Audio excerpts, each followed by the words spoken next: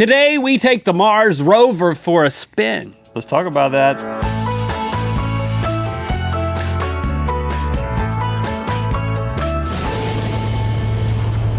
Good Mythical Morning. Now, when you're an entertainer, you gotta prepare for the day when nobody cares enough anymore to click on your face. It's what you do. And so as you guys know, we've been going out and trying other jobs to see what else we might be good at with a little help from our friends over at Geico. All right, this time around, we thought we'd try our hands at being astronauts. Nay, I say, Marstronauts. It's time for the backup plan.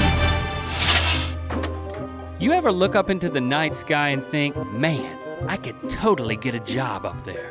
Generally, I'm thinking, why did I decide to go camping? To get ready for the ultimate camping trip, going to Mars. At Jet Propulsion Laboratory, or JPL as those in the know say, they send robots and spacecraft out into the solar system and beyond. And we're here to convince them to put us on one of those spacecraft because today's mission is to become Marstronauts. I'm Dr. Sarah Milkovich. I have a PhD in planetary geology. So you are the doctor of Mars? Yes. I just want to be on Mars. We aren't sending people to Mars, we're sending robots to Mars. Okay. It's a long journey out there. Okay. How long? It's going to be at least 9 months, one way. And then it's how long do you want to live on Mars? You also need to have... I want to remain living as long as I'm there. Right, so you could get to Mars and then step outside your spacecraft and die immediately. That's always an option. Oh gosh. There's dust all over the surface of Mars, and it's actually quite toxic. It has... You can't eat it. You can't eat it. You don't want to breathe it either. If you've heard... As Dr. Milkovich continued to pile on all the reasons we shouldn't go to Mars, we decided maybe we should ask someone else. And that someone else is Jim McClure, Spaceflight Operations Manager. It was time to journey to the center of the universe. How do you know this is the center of the universe? Well, we call this the center of the universe. Oh. And we call it the center of the universe because all data from interplanetary space flows through this room. Shouldn't we like feel something? I should like be buzzing? Many people do. We shouldn't be here. Especially he shouldn't be here. I don't know What? about that. I'm not gonna like push any buttons. Can I push that button? Only once. You know, I remember seeing the Curiosity landing. That was huge. Like there was like a party happening in here. There was a party. There were over 100 people in the room that night. High-fiving and High-fiving, absolutely. like More than noogies happening. a lot of crying, all Did the you things. cry? I did cry.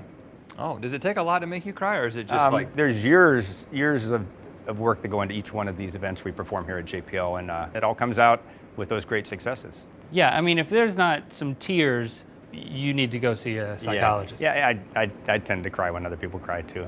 I can make myself cry too. Would that make you cry? No, Are you about to cry right now? I'm not going to cry right now.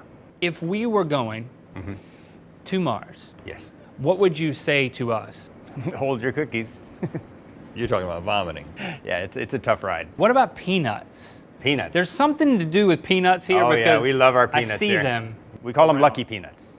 We had 6 failures in a row with our Ranger program. But Ranger 7 was flawless. The engineers, looked at each other and said, well, we really didn't change anything. It was determined that the chief engineer just happened to be eating peanuts and sharing them with the other engineers in the room. We don't want the public to believe that these great JPL engineers are superstitious. So that's why we call it a tradition.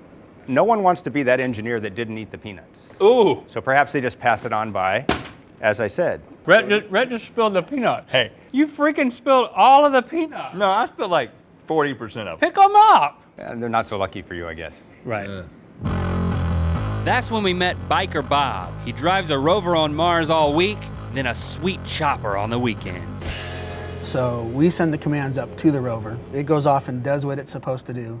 Then it sends that data to the orbiters, and then they relay it down 12, 15 hours later. It's like remote controlling like a little car on Mars blindfolded Correct. with a 12 to 16 hour delay. Right. Like if I just start driving the Rover, how do you spell, is laser with a Z or an S? He can't even spell laser, Bob. It's gonna poo out. Why'd you let him laser. touch it? So I just put them in a text file. Then just when it's time, it's hitting a button and sending it. You okay? Oh, yeah. He's got the I got hiccups, the ladies and hiccups. gentlemen. It's something about interplanetary communications that gives me hiccups. You might be allergic to peanuts. You should check that out. Oh, really? Yeah. If I'm gonna die, it's at least gonna be at the center of the universe. You'll be seeing more of us around here. Cool. No. because we're trying to get a job to go to Mars. As long as you don't mind not getting sleep. What do you mean by that? The rotation of Mars is roughly 40 minutes longer than the rotation of Earth. So to line up in that same spot to send commands every day, that changes by about 40 minutes every day. So you're constantly changing your day? Our start times change every day. You know, your body never knows when it's supposed to go to sleep. So either you sleep all the time or you don't sleep at all. The most sleep-deprived people in here are the ones that are controlling the rover. Pretty much. Got it. Yeah.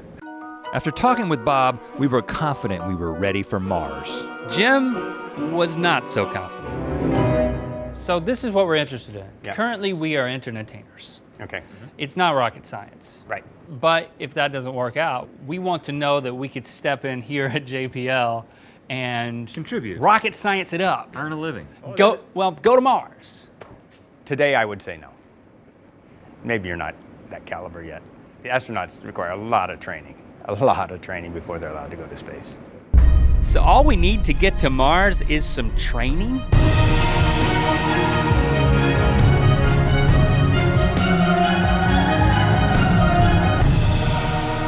If it's training we need, the place to get it is the Mars Yard, a simulation of the Red Planet and JPL's proving ground for rovers, and maybe for us. Even though it looks like some place you sneak into and then your mom would find out and make you get a tetanus shot. To tell us more, we met up with Matt Heverly, mobility systems engineer and former lead driver of Curiosity. So on Mars, you've got reddish dirt, like a rock climbing skateboard ramp, Yeah, and a shed. what we've tried to do is we've tried to build lots of different slopes and sand and rocks, all to throw at our robots so that they can be prepared when they get to Mars. You guys want to come check out one of our rovers? Absolutely. All right, let's go. Release the beast! So this is what we call the Scarecrow rover, and Scarecrow weighs on Earth what Curiosity weighs on Mars. Watch out, Link! Whoa, watch out! Get out of the way! You actually did scare me. That's what roboticists do, is we carry heavy rocks I got around. to tell you though, it's just going a little bit slower than I was thinking it was going to go when I was driving. Can I hit this one over here too? Sure. So we go a whopping 0.1 miles an hour, but we got lots of torque so we can go over whatever happens to be in its way. So these are aluminum tires. Aluminum tires. And so these wouldn't work if they were rubber? The rubber doesn't really work in space on its way from here to Mars. It would all boil off. Where is the steering wheel for us to commandeer this creature once on Mars? Yeah, you probably need to get some new software on the robot to drive it on Mars. We can take a disc. Can we drive it? Can't drive this one. Why but not? There is another one around the corner. You don't that trust us to drive this one? Yeah, you know. can tell it. Seeing that tiny rover, I knew they still weren't taking us seriously. And I really can't blame them for it. But we had a plan. It was time to use all of our entertainment skills to convince JPL to send us To Mars. Sarah, we have prepared something that we are convinced will give you the confidence to send us to Mars. Now, I understand you don't have the authority to do that, but I gotta think you've got some kind of influence in this world. Put in a good word for you. Okay, I want to see it. Here it is.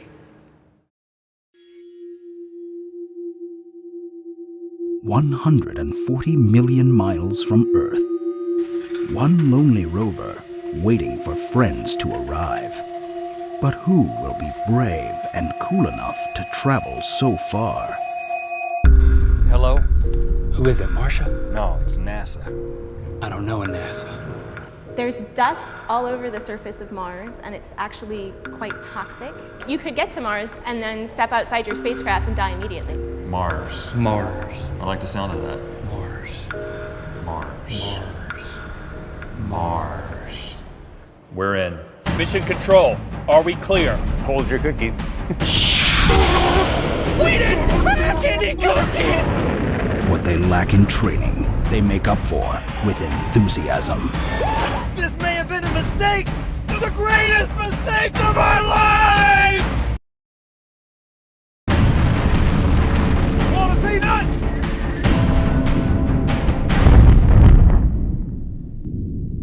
It's okay to cry, Jim.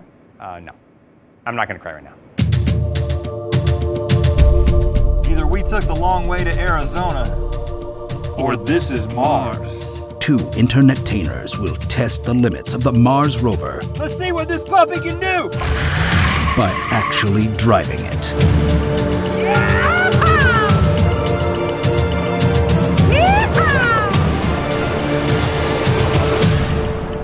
What are we supposed to be doing here anyway?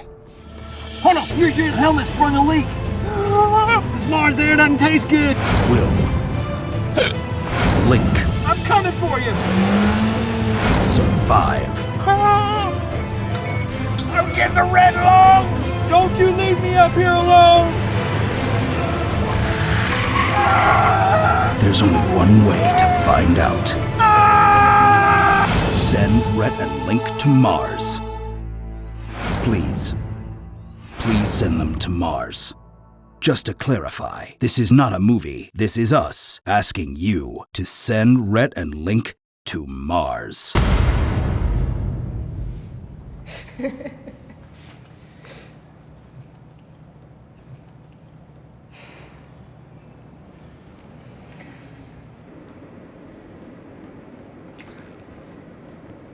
And that's why we do unmanned space flight here.